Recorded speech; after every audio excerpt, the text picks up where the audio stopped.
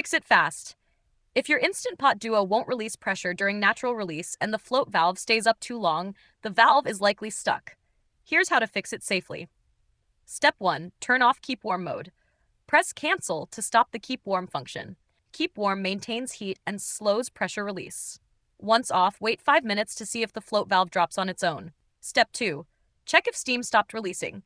Turn the steam release handle to venting. If no more steam comes out but the float valve is still up, the valve is stuck from food residue. Do not force the lid open.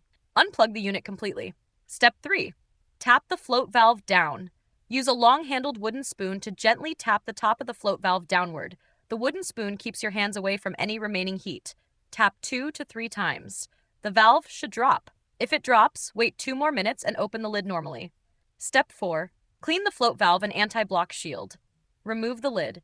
Pull out the float valve from underneath by removing the silicone cap. Wash both pieces with warm soapy water.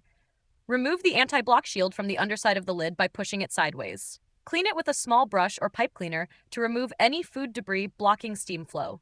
Dry everything completely and reinstall. If the float valve still won't drop after tapping or if it's visibly damaged, contact Instant Pot support using the link in the description. If this helped you safely release stuck pressure and open your Instant Pot Duo, subscribe to No Filler Fixes for more fast appliance help. And if you need a long-handled wooden spoon, I've linked one below. The long handle keeps your hands safely away from hot steam when tapping down stuck valves or switching to quick release.